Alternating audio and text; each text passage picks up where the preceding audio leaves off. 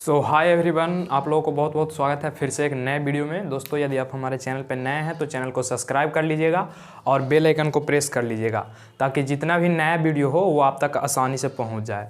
दोस्तों, ये आपको आज हम ऐसा टॉपिक बताने वाले हैं जिसमें से आपको एग्ज़ाम में एक या दो ऑब्जेक्टिव पूछ लिया जाता है और ये मतलब सभी बच्चे जो होते हैं या कोई भी मतलब जो पढ़ने वाला क्लास 10th का जो स्टूडेंट होता है उसको ये थोड़ा टफ लगता है। ठीक है, तो आज हम बिल्कुल एकदम आसान सा एकदम ट्रिक के साथ आपको आज हम इसको याद करा देंगे।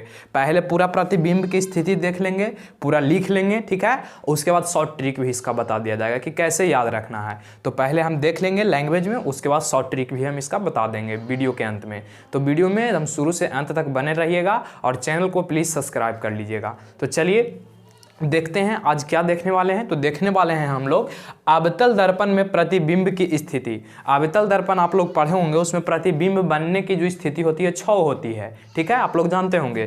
तो छौ कैसे बनता है वो आकृति उसका हम नहीं बताएंगे, ठीक है ना। कहाँ कहाँ बनता है, कहाँ पर वस्तु रखेंगे तो कहाँ पर बनेगा, इस चीज़ को आज हम बताने वाले हैं। ठीक है, तो चलिए सबसे पहले लैंग्वेज में उसका हम देख लेते हैं और उसके बाद क्या हम बोले शॉर्ट ट्रिक बता देंगे, तब माइंड में सेट हो जाएगा। ठीक है, तो पहले लॉन्ग देख लीजिए। देखिए, अवतल दर्पण में प्रतिबिंब की स्थिति, हमको अवतल दर्पण में प्रतिबिंब की स्थिति देखना है। जैसा कि आप लोगों को पता होगा, यहाँ पे देखिएगा, थोड़ा ध्यान दीजिएगा कि अवतल दर्पण जो होता है कुछ इस प्रकार का होता है कि नहीं। बाहर से रंगा हुआ रहता है, कुछ इस प्रकार से रहता है। यहाँ पर इधर अनंत होता है, यहाँ पर वक्रता केंद्र होता है, यहाँ पर फोकस होता है और यहाँ पर ध्रुव होता है। ये आप जानते हैं, है कि नहीं। तो चलिए देखिए, एक तरफ है आपका क्या, वस्तु की स्थिति, कहाँ पर वस्तु रखेंगे। बीच में है आपका प्रतिबिंब की स्थिति कि प्रतिबिंब कहाँ पर बनेगा, और फिर आपको है प्रतिबिंब बनने की प्रकृति और उसका आकार, यानी प्रतिबिंब का आकृति कैसा होगा और प्राकृतिक कैसा होगा ये देखना है। ठीक है ना। प्राकृतिक के मतलब हुआ कि वास्तविक होगा कि काल्पनिक होगा, ये देखेंगे। आकार का मतलब हुआ कि बड़ा होगा कि छोटा होगा, ये देखेंगे हम लोग। ठीक है, तो चलिए सबसे पहला अवतल दर्पण में यदि वस्तु को अनंत पर, जैसा कि आप लोग देख रहे होंगे, अनंत को सूचित से इन्फिनिट से करते हैं, अनंत पर वस्तु रखेंगे, ठीक है, अनंत पर, तो इसका प्रतिबिंब कहां बनेगा ये आपसे पूछ रहा है।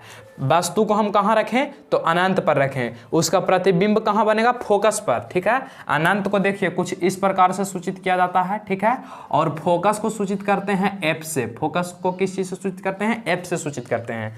तो कहा गया है कि अनंत पर रखेंगे तो प्रतिबिंब फोकस पर बनेगा। इसका प्रकृति कैसा होगा तो वास्तविक होगा, उल्टा होगा तथा वस्तु से छोटा होगा। याद रखिएगा कि जब वस्तु अनंत पर रखेंगे तो फोकस पर उसका प्रतिबिंब बनेगा, वास्तविक बनेगा, रियल में बनेगा, उल्टा बनेगा। वस्तु सीधा रखेंगे, प्रतिबिंब उल्टा बनेगा और वस्तु से छोटा बनेगा। एक पॉइंट क्लियर हुआ कि अनंत पर तो फोकस पर कैसा बनेगा तो वास्तविक बनेगा, उल्टा बनेगा और छोटा बनेगा। क्लियर है एक पॉइंट। चलिए सेकंड पॉइंट पे आइए, सेकंड स्थिति में आइए। यदि वस्तु अनंत और वक्रता केंद्र के बीच रखा हो, ये अनंत आप देख रहे हैं, यहाँ पे वक्रता केंद्र है, इसके बीच में रख दिए वस्तु को यहाँ पर, तो इसको हम सूचित कर सकते हैं अनंत, और कहाँ वस्तु को रख दिए, सी से वक्रता केंद्र को सूचित करते हैं। तो यानी अनंत और वक्रता केंद्र के बीच में वस्तु को रखे हैं, ठीक है। तो इसका प्रतिबिंब कहाँ बनेगा तो देखिए, इसका प्रतिबिंब बनेगा फोकस और वक्रता केंद्र के बीच में। जैसा कि आप लोग देख रहे होंगे, ये फोकस और वक्रता केंद्र ये दोनों के बीच में बनेगा, यहाँ पे बनेगा, ठीक है, यहाँ पे प्रतिबिंब बनेगा। तो देखिए, वस्तु को अनंत पर रखें तो कहां बना, अब वस्तु को अनंत और वक्रता केंद्र के बीच में रखें, ठीक है, अनंत और वक्रता केंद्र के बीच में रखें तो फोकस और वक्रता केंद्र के बीच में इसका प्रतिबिंब का निर्माण हो गया। कैसा बना भाई जी तो वास्तविक बना, उल्टा बना तथा छोटा बना। वास्तविक बना और उल्टा बना तथा छोटा बना। दूसरा पॉइंट यानी दूसरी स्थिति। तीसरी स्थिति में आइए और देखिए, वक्रता केंद्र पर, यह एग्जाम के दृष्टिकोण से बहुत ही भी आई है कि किसी वस्तु को हम वक्रता केंद्र पर रख रहे हैं तो उसका प्रतिबिंब भी वक्रता केंद्र पर ही बनता है, ठीक है। उसका प्रतिबिंब भी कहाँ बनता है तो वक्रता केंद्र पर ही बनता है, ठीक है ना, ध्यान रखिएगा। उसका प्रतिबिंब कहाँ बनता है, वक्रता केंद्र पर बनता है। कैसा बनेगा तो वास्तविक बनता है, उल्टा बनता है, अब वस्तु के बराबर बनता है। फिर से देखिए, वक्रता केंद्र पर रखेंगे वस्तु को तब प्रतिबिंब भी वक्रता केंद्र पर बनेगा, वास्तविक बनेगा, उल्टा बनेगा, वस्तु के बराबर बनेगा। आपसे एग्जाम में एक ऑब्जेक्टिव पूछ लिया जाता है कि जो वस्तु है कहाँ पर हम रखेंगे अवतल दर्पण में, तो उसका जो प्रतिबिंब है बराबर प्राप्त होता है। यानी जितना आकार के, मान लीजिए वस्तु इतना को है, तब प्रतिबिंब भी इतने को प्राप्त होगा। तो वो कौन सा ऐसा स्थिति है, तो वक्रता केंद्र है। यानी वक्रता केंद्र पर रखते हैं तो वक्रता केंद्र पर बनता है, वास्तविक बनता है, उल्टा बनता है तथा वस्तु के बराबर बनता है। ये स्थिति हो गया, क्या स्थिति हो गया, तीसरा स्थिति। चौथा स्थिति में बढ़िए, तो चौथा स्थिति को आप देखिए, समझिएगा। यहाँ पे कहा गया वक्रता केंद्र और फोकस के बीच में रख दिया जाए। यदि वस्तु को वक्रता केंद्र और फोकस के बीच में रख दिया जाए तो क्या कहां पे बनेगा, तो देखिए वक्रता केंद्र और फोकस के बीच में जब रखेंगे, यहां ध्यान दीजिएगा, वक्रता केंद्र और फोकस के बीच में रखेंगे तो प्रतिबिंब बनेगा वक्रता केंद्र और अनंत के बीच में। कहां कहां बनेगा भाई जी, तो वक्रता केंद्र और फोकस के बीच रखेंगे तो वक्रता केंद्र और अनंत के बीच में बनेगा। ठीक है, वक्रता केंद्र और अनंत के बीच में बनेगा। अभी सिर्फ देखिए ट्रिक बताएंगे तो ये लिख ले रहिएगा तो आपने समझ जाइएगा क्यों ये होता है ना। तो यहाँ पे ये ध्यान दे दिए कैसा बनेगा, तो वास्तविक बनेगा, उल्टा बनेगा तथा वस्तु से बड़ा बनेगा। यहाँ तक क्लियर है, कैसा बनेगा, वास्तविक बनेगा, उल्टा बनेगा तथा वस्तु से बड़ा बनेगा। यहाँ तक क्लियर है। तो इस पॉइंट को आप सबसे पहले चारों को फटाफट स्क्रीनशॉट करिए। 2 पॉइंट और है, वो 2 पॉइंट बता करके हम फिर ट्रिक को समझा देते हैं आपको। फटाफट आप लोग इसका एक स्क्रीनशॉट कर लीजिए ताकि फिर हम आगे बढ़ें। ठीक है ना, जल्दी जल्दी आप लोग चलिए अब हम लोग पांचवा स्थिति देखेंगे। ठीक है, तो देखिए पांचवा स्थिति में कहाँ वस्तु को रखा जा रहा है, तो वस्तु को रखा जा रहा है फोकस पर। जैसा कि आप लोग अवतल दर्पण देखे हैं, अवतल दर्पण के यहाँ पे फोकस होता है, यहाँ पे वक्रता केंद्र होता है, यहाँ पे अनंत होता है, यहाँ पे ध्रुव होता है। तो वस्तु को हम लोग रख रहे हैं फोकस पर। ठीक है, फोकस पर रख रहे हैं तो प्रतिबिंब जो इसका बनेगा कहाँ बनेगा, अनंत भी बनेगा। इसका प्रतिबिंब फोकस पर रखेंगे तो प्रतिबिंब कहाँ बनेगा, अनंत पर बनेगा। कैसा बनेगा, तो वास्तविक बनेगा, उल्टा बनेगा, वस्तु से बहुत बड़ा बनेगा। वस्तु एकदम छोटा है, ये बहुत बड़ा बनेगा। ठीक है ना, एकदम बहुत बड़ा बनेगा। तो याद रखिएगा कि इसका प्रतिबिंब कहाँ बनेगा, तो अनंत पर बनेगा। फोकस पर रखेंगे तो अनंत पर बनेगा, बहुत बड़ा बनेगा, उल्टा बनेगा, वास्तविक बनेगा। यानी इसका प्रतिबिंब के प्रकृति कैसा होगा, तो वास्तविक होगा, उल्टा होगा और बहुत बड़ा होगा। ठीक है, यानी जितना वस्तु है उसको से ढेर बड़ा बनेगा। उसके बाद देखिए छठा स्थिति जो कि एग्जाम के लिए बहुत महत्वपूर्ण है, ये भी पूछा जा सकता है। कहा गया है कि वस्तु जब हम कहाँ रखेंगे, दर्पण के फोकस, यानी दर्पण के फोकस और ध्रुव के बीच में वस्तु को यहाँ पर रखा जा रहा है। ठीक है, तब कहाँ बनेगा, तो दर्पण के पीछे बनेगा। यानी प्रतिबिंब कहाँ बनेगा, दर्पण के पीछे बनेगा। ठीक है, दर्पण के पीछे बनेगा।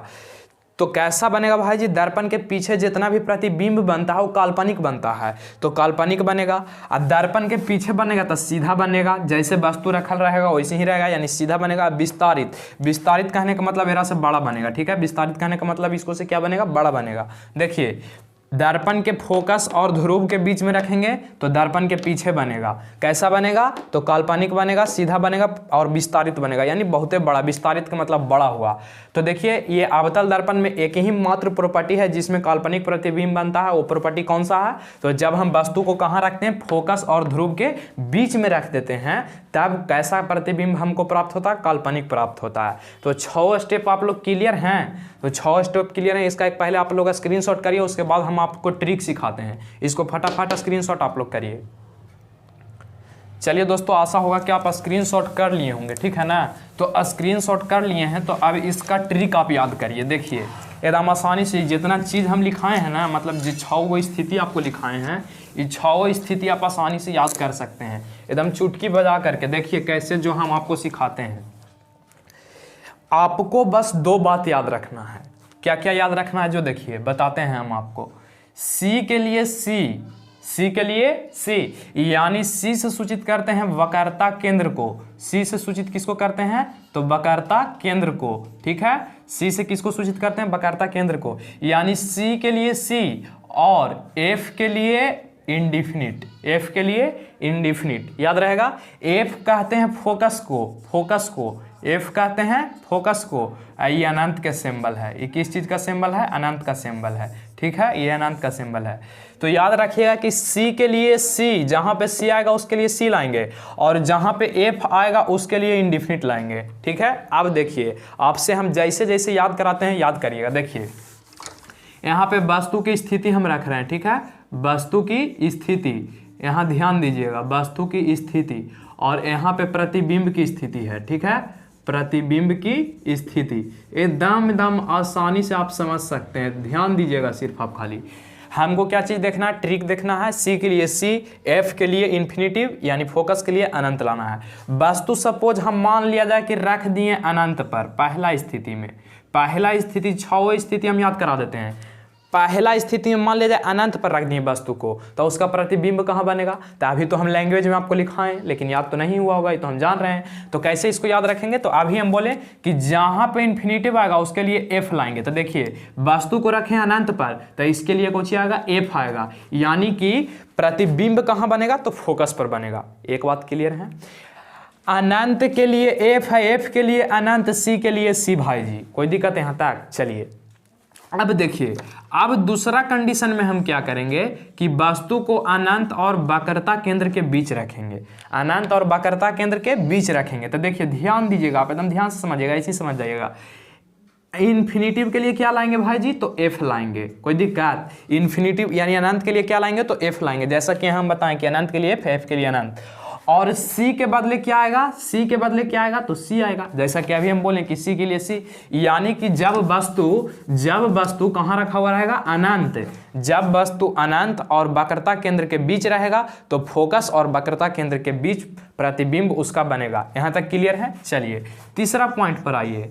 यदि वस्तु को हम वक्रता केंद्र पर रख दें, ठीक है, यदि वस्तु को हम कहां रख दें, वक्रता केंद्र पर, सी का मतलब वक्रता केंद्र हुआ, तो इसका प्रतिबिंब भी कहां बनेगा, सी पर बनेगा, यानी वक्रता केंद्र पर ही बनेगा। क्यों, अभी बताए थे कि सी के लिए सी, यानी कि वस्तु की स्थिति जब वक्रता केंद्र पर होगा तो प्रतिबिंब की भी स्थिति वक्रता केंद्र पर ही होगा। चलिए चौथा पर आइए। चौथा पॉइंट और बहुत महत्वपूर्ण पॉइंट है। वक्रता केंद्र हो गया ना। अब लाइए सी और एफ, यानी जब वस्तु को वक्रता केंद्र और फोकस के बीच रख दें, जब वस्तु को वक्रता केंद्र और फोकस के बीच में रख दें तो इसका प्रतिबिंब कहां बनेगा, ये आपसे पूछ रहा है। तो देखिए सी के लिए सी, एफ के लिए इन्फिनिटिव, तो यहाँ इन्फिनिटिव ले आइए, यानी कि जब वस्तु को वक्रता केंद्र और फोकस के बीच रखते हैं तो वक्रता केंद्र और अनंत के बीच में बनता है। क्लियर है। वस्तु को सी के लिए तो सी, एफ के लिए तो इन्फिनिटिव, ये तो ट्रिक होवे किया था। पांचवा स्थिति में आइए।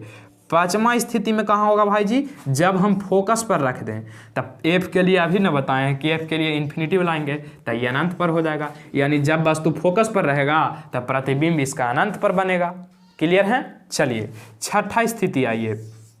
छठा स्थिति में आपको क्या करना है, जो देखिए छठा स्थिति में रखना है फोकस और ध्रुव के बीच में, फोकस और ध्रुव के बीच में, तो ये बनता है दर्पण के पीछे, दर्पण के पीछे। यहाँ तक क्लियर है, दर्पण के पीछे। चलिए ट्रिक तो आपको समझ में आ गया होगा कि एफ के लिए इन्फिनिटिव या इन्फिनिटिव के लिए एफ, सी के लिए सी, यानी इन्फिनिटिव पर वस्तु, अनंत पर वस्तु तब फोकस पर, अनंत और वक्रता केंद्र के बीच में तब फोकस और वक्रता केंद्र के बीच में बनेगा, सी पर तो सी पर, यानी वक्रता केंद्र तब वक्रता केंद्र पर बनेगा, वक्रता केंद्र और फोकस के बीच तो फोकस और अनंत के बीच बनेगा, फोकस पर तो अनंत पर, अब फोकस और ध्रुव के बीच में तो दर्पण के पीछे। यही तो 6 नियम था जो लैंग्वेज में लिखाए थे। तो जो इसको याद रखना है ये भी स्क्रीनशॉट कर सकते हैं। तो चलिए आज के लिए बस इतना ही, और इससे आपको 2 या 3 मार्क का एग्जाम में पूछ लिया जाता है। तो प्लीज़ यदि वीडियो अच्छा लगा होगा तो लाइक, कमेंट एंड सब्सक्राइब जरूर कीजिए। Thank you.